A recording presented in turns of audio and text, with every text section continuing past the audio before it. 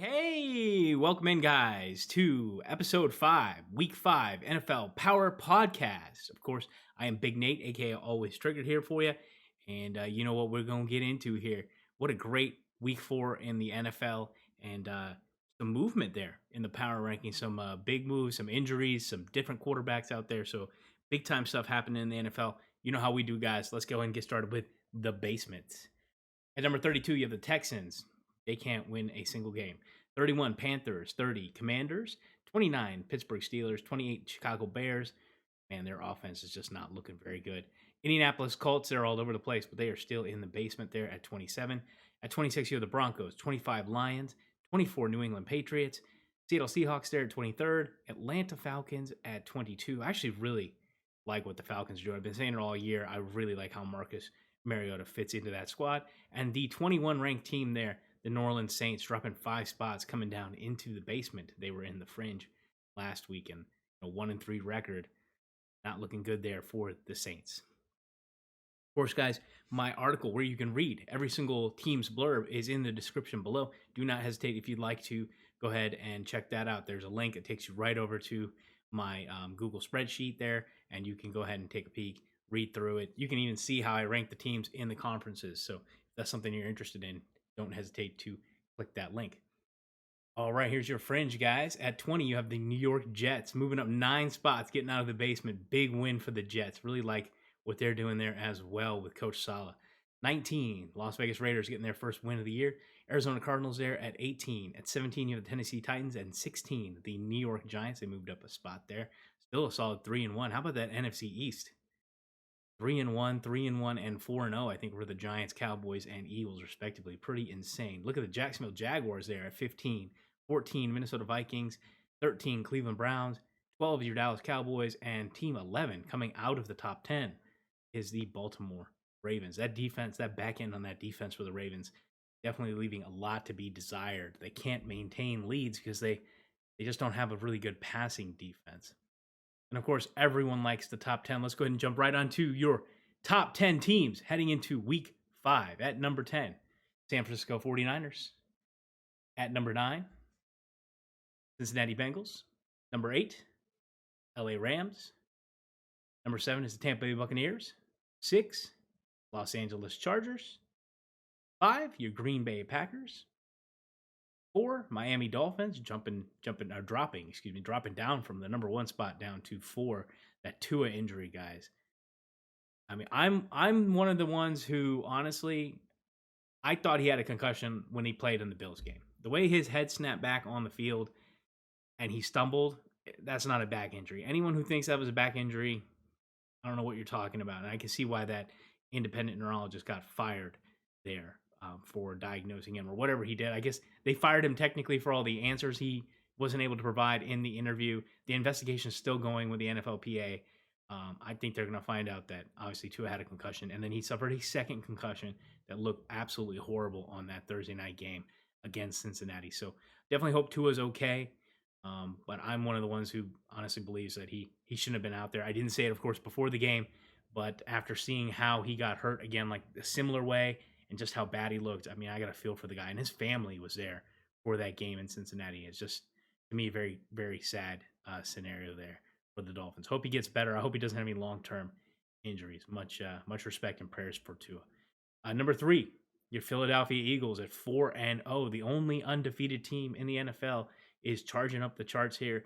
You know, they haven't beaten anyone of extreme notoriety. They did beat the Vikings on the Monday night game a couple weeks back, and they did that convincingly, but they really do need to play a little bit tougher competition for me to move them up any higher than 3.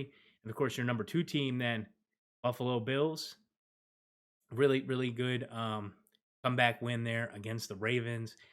The offense stopped scoring on their opening drive. I think it was like 6 or 7 games they had done that in a row, and they were not able to do that. Actually started the opening drive with an interception, and Baltimore jumped out to a big lead in that game. So awesome to see the Bills kind of storm back. Their defense looks good. And the number 1 team heading into week 5, your Kansas City Chiefs with Patrick Mahomes out there playing street ball. I mean, everyone talks about it, but I'm going to be honest, like, Patrick Mahomes just, I mean, he razzles and dazzles better than about anyone out there. and their offense is really humming. So when they're on point, the Chiefs definitely look like a damn good football team, world beaters almost. I think the defense is where the kind of holes lie, but they have Chris Jones who's playing really really well, and I think the Bills and Chiefs are getting set to play here in a couple of weeks, so that's going to be a great matchup, and that kind of can kind of shape up how those two teams stack up there. I'm sure they'll still be remaining in the top 10 by the time that rolls around. All right, let's get you your game slate, guys, here. On Thursday, you got 27, the Indianapolis Colts versus 26. It's close in its matchup there. Almost thought about putting that in my top 6 games. We're going to check that out here in just a second. But you got that Colts Broncos game on Thursday. Not the biggest highlight game, especially for people out here on the East Coast. But a football game nonetheless, and I'm going to be watching it. Now on Sunday, guys, you got another London game in the morning. So don't forget again, egg burrito, coffee, get it going, set your lineups, be ready. You get the Giants and Packers playing there in London. And your 1 p.m. slate, you got Steelers Bills, Chargers Browns, Bears Vikings, Lions Patriots. That's actually a sneaky good game too. That's 25-24. You got the Seahawks Saints, Dolphins Jets. That's a divisional game there. Falcons Bucks, another one. Titans Commanders and Texans Jaguars. Who would have ever thought that? Texans Jaguars 0-3-1 versus 2-2. Insane. On Sunday, you got a lone 4:05 game. I think the second week in a row now, the Panthers are the only 4:05 kickoff. Man, they are a terrible team to watch. I do expect the 49ers to whoop the snot out of them. Although coming from the West Coast all the way to the East Coast is going to be a tough challenge for any West Coast team just because of the time difference. So we'll see how the 49ers play. I think they definitely are better, clearly a better team. You're talking about one of the worst teams versus a top 10 team. 4:25 p.m. Those are two really good games there. You got the boys playing the Rams there out in SoFi, and then you got the Eagles and Cardinals.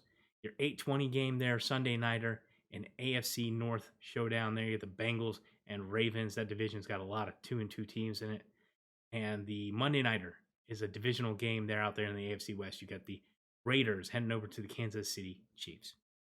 All right, guys, let's go ahead and get you over to your top 6 games for Week 5. At number 6, that London game. I like that one. 2 3-1 teams. You got the Giants heading over to the Packers, technically heading over. They're all overseas, of course, but the Packers will be the home team there. And then at number 5, you have got that Eagles-Cardinals game. I really do like this game. I don't expect the Eagles to lose this game. We're going to get into my picks here in just a moment, but I do expect it to be a competitive game. Kyler Murray is not easy to bring down by any stretch. Your number 4 game there is that Raiders-Chiefs Monday night game.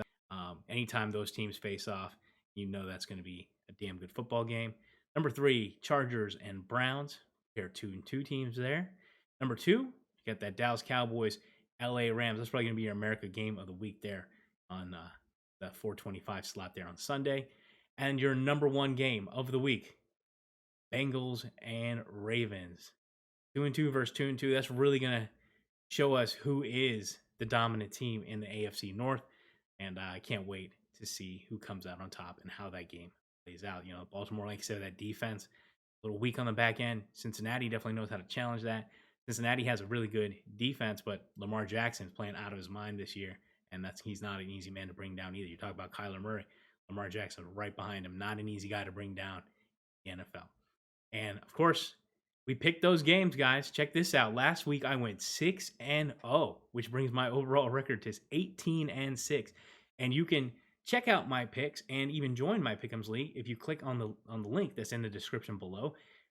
Feel free. You want to pick these games too? Write them down in the comments. I am more than happy to entertain anyone who wants to put down in the comments those game picks, and we'll see how yours pan out versus me. I'm at 18-6 right now. Knock on wood. Let's hope that stays really good. Now, I will let you know, these picks right now, the Packers, Eagles, Chiefs, pretty much those picks are locked in. I don't think they're going to move at all. These other 3 games, guys, man, they're going to be hard, and I can change them up to kickoff. Of course, you could too if you joined the league. I'm leaning Browns. I'm leaning Bengals. I'm leaning Rams. The Rams, I think, are going to have a hard time with the Dallas Cowboy defense. They get, I think, the highest pressure rate in the NFL at 39%. And that Rams offensive line, when they lost Whitworth after the Super Bowl, they've shuffled around. They've got some new faces on that old line. Matthew Stafford's just not able to get the protection he got last year. So I think that's going to be an excellent matchup, and I could see myself switching that pick fairly easily, as well as these other two games in the top three. Very, very, very good and very close games, in my opinion.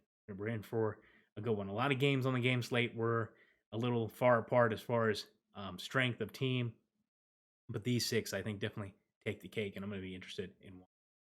Who knows? Maybe I'll take 4-2 or 5-1. If I go 6-0 for 2 weeks in a row, guys, you're gonna bet I'm gonna be celebrating. Oh, no drink today, by the way. I made a change. We are not drinking until my birthday, so it's just water today, guys. No Sprite, no beer, no nothing. We're just drinking. We might have a soda here and there until the birthday, but we're gonna stick to water. No alcohol until Always Triggered turns 37. I'll be here in a couple of weeks, so I'm looking forward to that. Let's get you over to the end here, the outro, guys. There's nothing left. Thank you so much for watching. Honestly, you guys are the best. I really like and appreciate all you guys for stopping by. My family, my friends, you guys know exactly who you are. Much love to you guys. Please, if you made it this far in the video, don't forget to hit that like and subscribe button. They are free. Share this video with anyone else you'd like if you think they're interested. Jump into that blurb. Jump into those picks. And I'll catch you on the next one, guys. Peace!